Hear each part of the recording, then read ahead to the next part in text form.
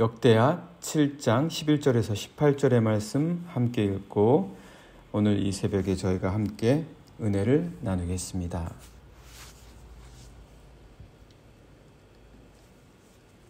솔로몬이 여호와의 전과 왕궁 건축을 마치고 솔로몬의 심중에 여호와의 전과 자기의 궁궐에 그가 이루고자 한 것을 다 형통하게 이루니라. 밤에 여호와께서 솔로몬에게 나타나사 그에게 이르시되 내가 이미 내 기도를 듣고 이곳을 택하여 내게 제사하는 성전을 삼았으니 혹 내가 하늘을 닫고 비를 내리지 아니하거나 혹 메뚜기들에게 토산을 먹게 하거나 혹 전염병이 내 백성 가운데 유행하게 할 때에 내 이름으로 일컫는 내 백성이 그들의 악한 길에서 떠나 스스로 낮추고 기도하여 내 얼굴을 찾으면 내가 하늘에서 듣고 그들의 죄를 사하고 그들의 땅을 고칠지라. 이제 이곳에서 하는 기도에 내가 눈을 들고 귀를 기울이리니 이는 내가 이미 이 성전을 택하고 거룩하게 하여 내 이름을 여기에 영원히 있게 하였음이라. 내 눈과 내 마음이 항상 여기에 있으리라.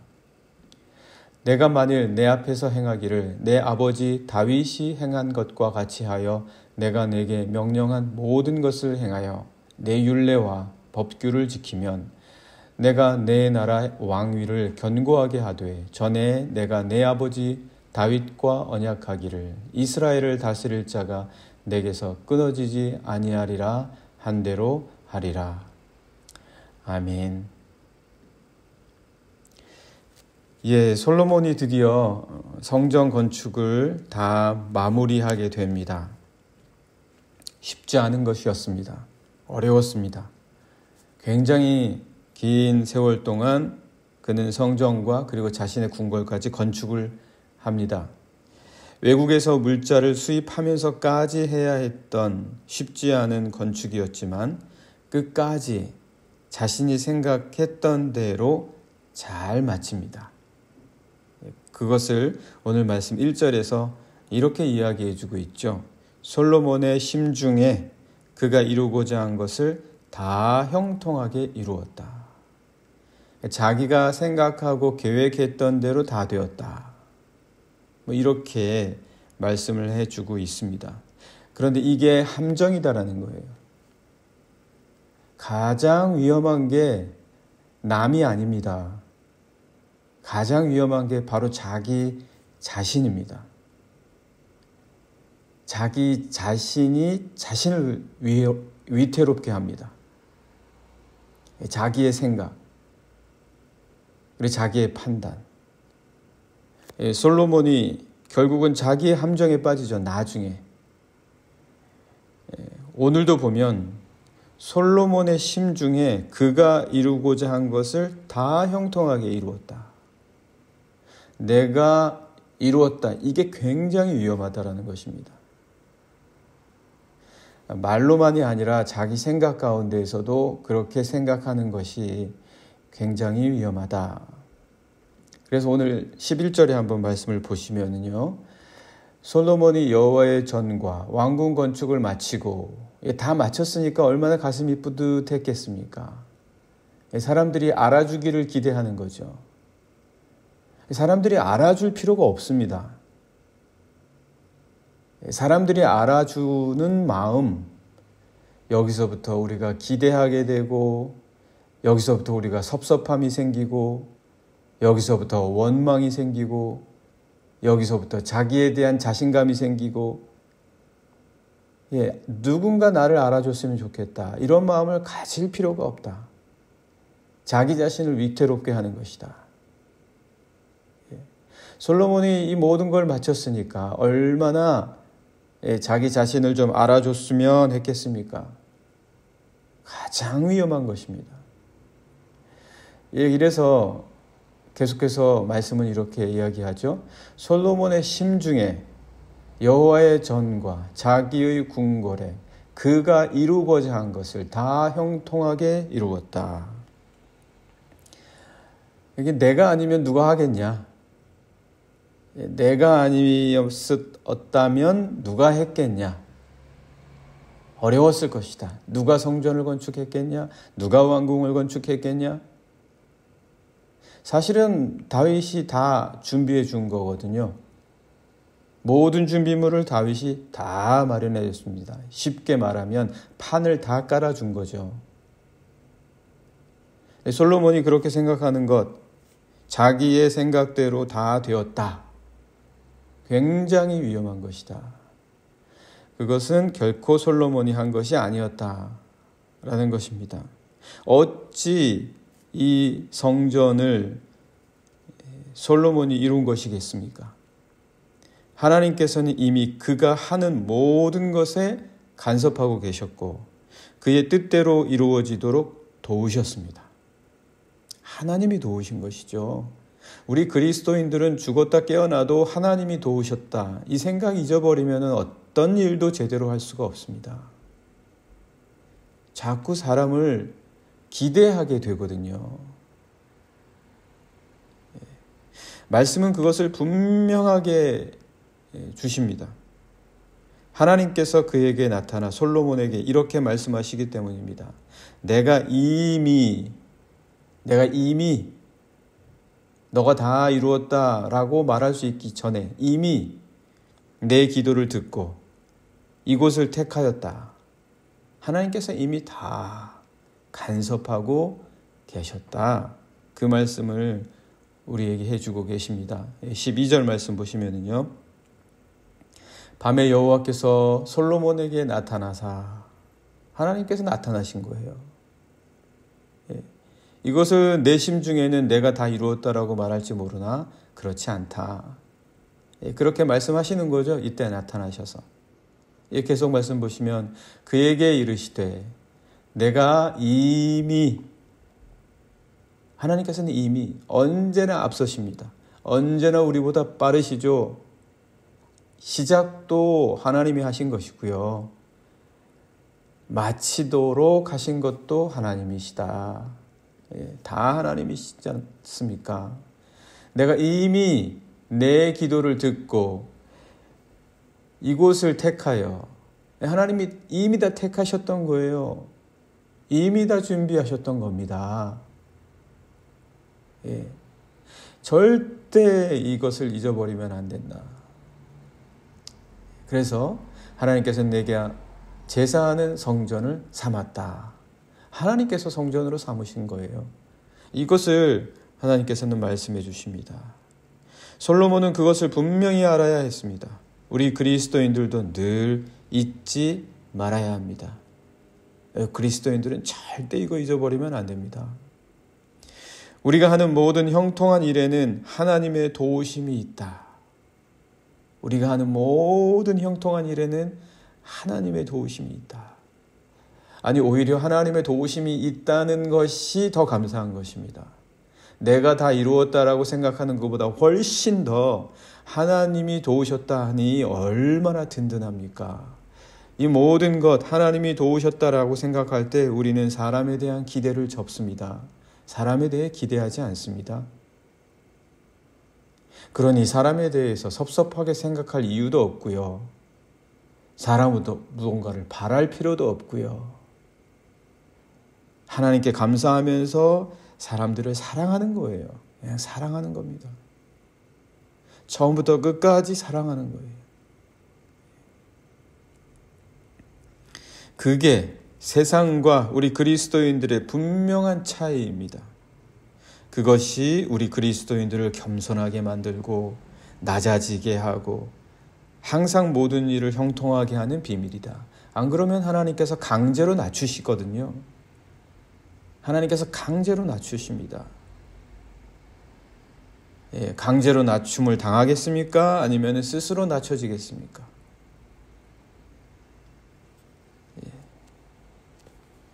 하나님께서는 솔로몬에게 그들의 땅에 무언가 문제가 생기면, 즉 흉년이 들거나 메뚜기 떼가 곡식과 열매를 다 먹어치우거나 전염병이 창궐할 경우를 말씀해 주십니다. 그럴 경우에 농약을 쳐라, 수로를 개설해라, 철저한 대비를 해라, 이런 식의 방법을 말할 수도 있겠지만 그 정도라면 사람도 말할 수 있는 거 아닙니까? 사람도 누구나 그렇게 다 말할 수 있는데 하나님께서 그렇게 말씀하시겠습니까? 야, 농약을 쳐라. 야, 수로를 개설하고 메뚜기 때가 오면은 그때는 씨를 뿌리지 말고 뭐 이렇게 말씀하시겠습니까? 하나님께서는 그렇게 말씀하시지 않고 이렇게 말씀해 주십니다. 내가 너희의 땅을 고쳐주겠다. 이게 하나님이죠. 이게 하나님이십니다. 하나님이시니까 하실 수 있는 말입니다. 그러면서 하나님께서는 이렇게 말씀하십니다. 너희는 악을 멈추고 겸손하게 나를 찾아라. 그러면 너희도 고쳐주겠다. 너희도 고쳐주겠다. 이게 하나님이십니다.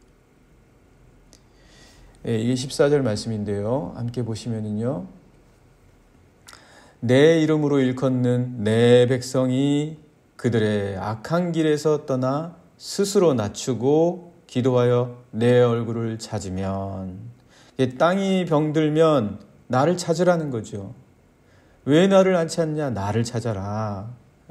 그러면 내가 하늘에서 듣고 그들의 죄를 사하고 그들의 땅을 고치겠다. 그러니까 하나님께서는 뭐 농약을 쳐라, 수로를 개설해라, 메뚜기 떼를 조심해라 이런 말씀 누구나 다 할 수 있는, 우리가 할 수 있는 말씀을 하시는 것이 아니라 너희를 고치고 너희의 땅을 고쳐주겠다. 하나님은 이 말씀을 하시는 거예요. 우리가 듣고 싶은 말도 그 말입니다. 우리가 듣고 싶은 말도 그 말이에요. 하나님, 저희를 고쳐주십시오. 이 땅을 고쳐주십시오. 우리의 연약함을 고쳐주십시오. 이 말 듣고 싶은 거지. 그렇지 않습니까? 하나님이 우리를 돌보시고 고쳐주신다. 이 말이죠. 그런데 자연이 아픈데 메뚜기 떼가 오고 전염병이 창궐하고 하는데 왜 갑자기 인간의 죄를 말씀하시냐? 우리 인간은 모든 자연을 철저히 사물화하고 대상화해 왔습니다. 물건처럼 취급하고 마음먹은 대로 우리 마음대로 자연과 모든 물건을 다 다스릴 수 있다고 생각했습니다. 그러나 하나님께서는 그렇게 생각하지 않죠. 인간도 자연과 똑같다. 하나님께는 인간도 자연처럼 피조된 것 가운데 그저 하나일 뿐이다. 절대 우리가 스스로 교만해져서는 안 된다. 자연이 문제가 생길 때 그 원인을 우리는 그래서 자연에서만 찾죠. 그러나 하나님께서는 인간 안에서도 찾으신다. 그래서 인간을 고쳐주신다. 이거는 하나님만이 하실 수 있는 겁니다. 하나님께서는 인간의 문제를 보시는 거예요. 우리의 아픔을 보시는 거예요. 우리의 고통을 보시는 겁니다. 우리의 문제를 발견하실 수 있는 분입니다. 인간이 고쳐질 때 자연까지 낫게 하시는 분이 하나님이십니다. 인간이 나음으로 자연이 나을 수 있다. 너희가 나으면 이 땅도 고쳐질 수 있다. 내가 그렇게 하겠다. 인간은 같은 인간끼리 절대로 이런 말을 할 수가 없습니다. 그래서 우리가 인간에게서는 이런 말을 들을 수가 없어요. 그러나 하나님께서는 하십니다. 하나님께서는 인간을 고치시겠다고 하시고 인간에게 관심이 있으십니다. 인간을 고치실 수 있는 분, 우리가 누구를 찾습니까? 그래서 하나님을 찾아야 합니다. 우리가 고침을 받으려면 하나님을 찾아야 한다. 하나님께서는 다시 한번 솔로몬에게 말씀하십니다. 다윗처럼 해라. 다윗처럼 해라. 다윗이 그렇게 잘했습니까? 다윗처럼 하라니요. 17절과 18절 말씀 한번 보시죠. 17절, 18절 말씀 보시면 내가 만일 내 앞에서 행하기를 내 아버지 다윗이 행한 것과 같이 하여 다윗처럼 해라. 이 말씀이시거든요. 다윗처럼 해라. 그러면 내가 내게 명령한 모든 것을 행하여 내 율례와 법규를 지켜라. 18절 말씀에서도 내가 내 나라 왕위를 견고하게 하되 전에 내가 내 아버지 다윗과 언약한 것처럼 해라. 그러면 이스라엘을 다스릴 자가 내게서 끊어지지 아니하리라. 이렇게 말씀을 하십니다.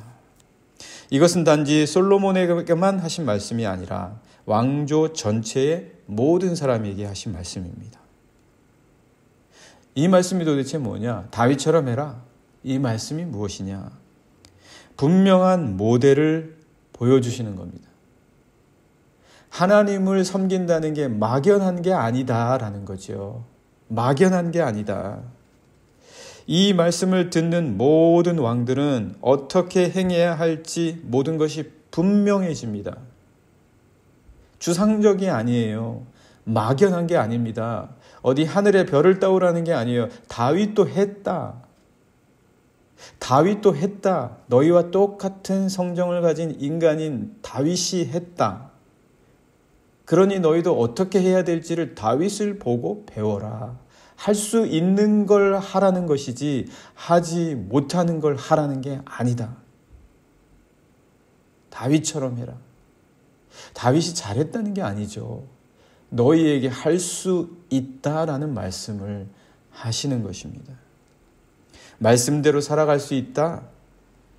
말씀은 다윗이 그것으로 살아갔던 것처럼 살 수도 없는 억지를 하나님께서 너희에게 지금 시키시는 어떤 이념을 주시는 것이나 어떤 것이 아니라 너희 인간이 모두가 다윗처럼 할 수 있는 삶의 규범과 힘의 근원을 하나님께서는 주고 계신 것이다. 그리스도인의 삶은 절대 막연하지 않습니다. 구체적이고 실천적이고 현실적이고 분명합니다. 우리 인간은 누구보다도 구체적이고 누구보다도 현실적입니다. 우리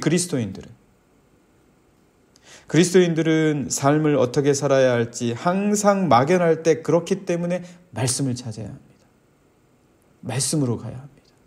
말씀이 구체적으로 현실적으로 어떻게 살아야 할지 다윗이 했습니다. 다윗이 했어요. 말씀 안에는 분명하고 구체적인 인물들과 사건들이 있습니다. 다윗과 같이 행하라. 믿음의 삶은 결코 허황되거나 추상적이지 않다는 것입니다. 세상을 어떻게 살아야 할지 알려면, 그리고 세상을 이기려면 말씀으로 돌아가야 합니다. 다윗처럼 행하라. 오늘 잊지 않으시는 우리 영락의 이 새벽에 모든 귀한 성도님들 되시기를 간절히 원합니다. 이 시간 같이 기도하면 좋겠습니다.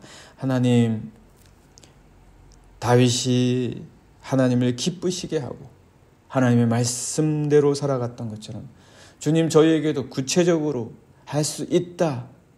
다윗처럼 행해라. 할 수 있다. 그렇게 말씀해 주고 계십니다. 오늘도 주님, 저의 삶이 막연할 때 주님을 찾게 해 주십시오.